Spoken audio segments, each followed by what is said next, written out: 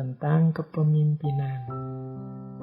Secara umum ada beberapa prinsip-prinsip kepemimpinan dalam Taoisme yang digagas oleh Lao Tzu dan kawan-kawan.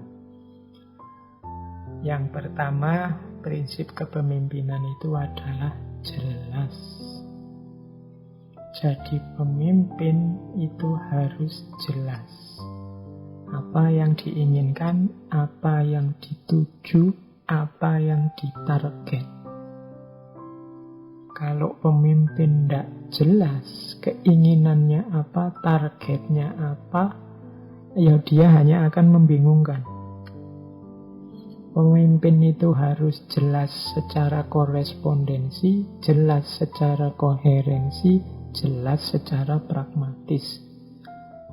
Jelas secara korespondensi itu yang diomongkan cocok dengan kenyataannya.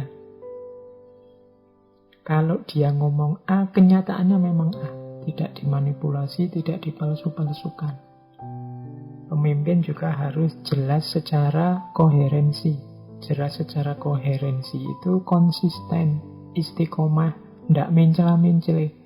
Tadi ngomong A, ya besok ngomong A, besok lagi ya tetap ngomong A. Dalam konteks dan hal yang sama. Itu namanya koheren.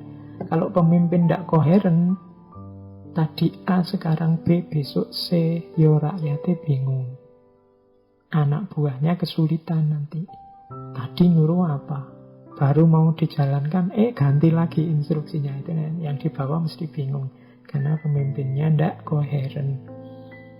Kemudian yang ketiga, pragmatis. Pragmatis itu hasil yang diinginkan apa? Oh, saya nyuruh ini loh, hasilnya biar ini. Itu namanya jelas secara pragmatis. Nah, jadi pemimpin tahu itu yang pertama harus jelas. Tidak membingungkan orang. Apa yang dia inginkan, proses apa yang dimaksud, dan hasil apa yang dituju. Kemudian yang kedua, simple. Simple ini maksudnya kalau dia berpikir tidak bulat, to the point. Jadi tidak muter-muter dulu padahal arahnya ke situ. Bolehlah kalau waktu merancang kebijakan, berdiskusi itu rada bulat-bulat sidik, tapi begitu mengambil kebijakan ya harus simple. Begitu memutuskan ya harus tegas, jelas. Itu ciri kedua. Jangan hanya membingungkan yang dipimpin. Cari uraian, cari pernyataan, cari keputusan yang to the point. Langsung. Itu namanya simple, tidak pakai bulat. Yang kedua itu. Yang ketiga, seimbang.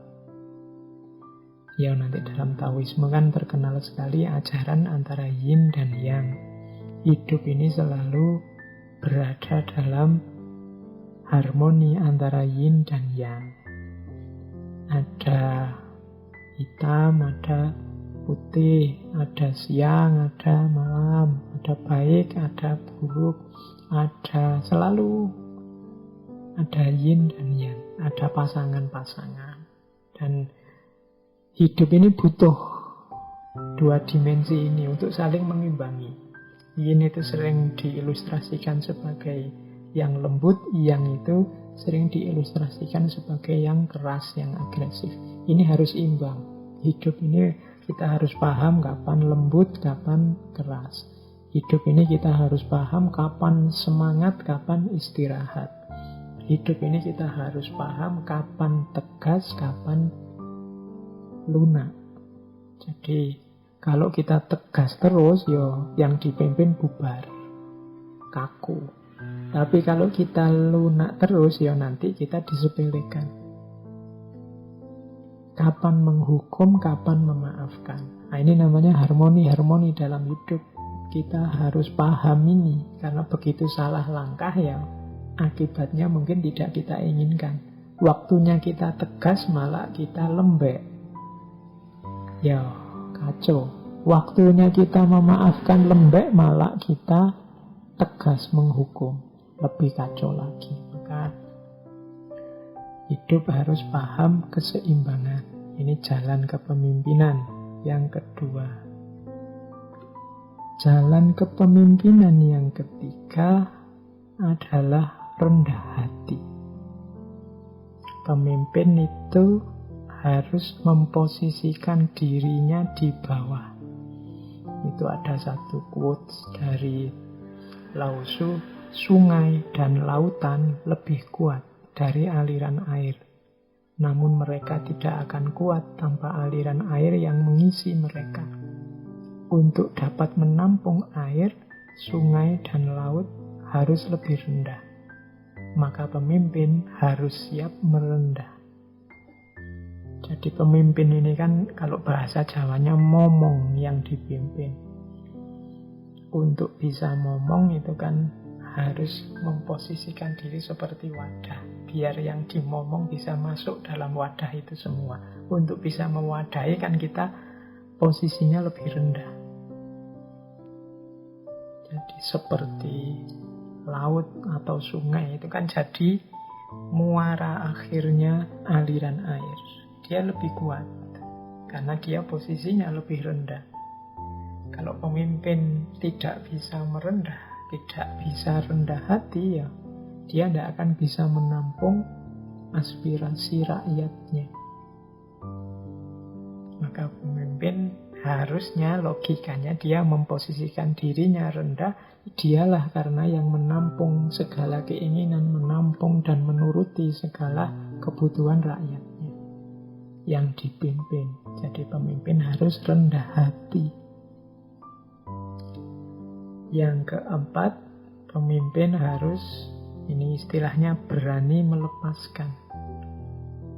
Katanya Lao Tzu, setelah engkau yakin telah melakukan yang harus dilakukan, mundurlah. Jangan ikut campur.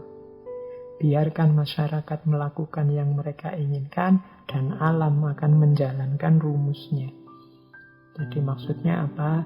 Jalankan tugas kita sebagai pemimpin. Setelah itu ya sudah, jangan mengklaim jasamu, jangan memamerkan kesuksesanmu, mundurlah. Biarlah setelah itu hasilnya apa, efeknya apa, manfaatnya apa, alam yang bekerja.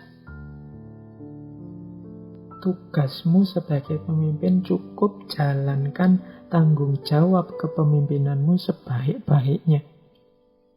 Setelah itu sudah. Tidak usah kamu hitung-hitung lagi, kamu pamer-pamerkan lagi, kamu tunjuk-tunjukkan lagi, inilah hasilku, inilah karyaku, dan lain sebagainya. Jangan ikut campur lagi, biarkan masyarakat melakukan juga apa yang mereka inginkan sesuai kewajiban mereka, dan akhirnya alam yang akan menjalankan hukum-hukum yang ada padanya. Jadi harus berani melepaskan, karena biasanya orang itu kalau sudah bekerja, berkarya, kemudian merasa itu jadi miliknya. Ini hasilku, ini karyaku. Yang seperti ini nanti biasanya jadi sumber kesulitan, sumber kesusahan, ya karena kita mengklaim tadi. Begitu dikritik orang atau orang tidak tahu bahwa itu karyanya, atau orang menganggap karyanya jelek, macam-macam, kan terus kita jadi sedih, jadi gelisah, jadi galau. Ya salahnya kita sendiri, kenapa itu kemudian kita klaim, kita pamerkan sebagai karya kita. Jadi sudah, berkarya saja semaksimal mungkin, terus mundur. Wong tugas kita itu kan kewenangannya hanya sampai bekerja semaksimal mungkin. Hasilnya apa, kemudian manfaatnya, efeknya, dan lain sebagainya nanti kemana saja, itu kan di luar kuasa kita. Jadi ini pemimpin versi Taoisme paling tidak punya 5 ciri. Ini jelas, simple, seimbang, rendah hati, dan berani melepaskan.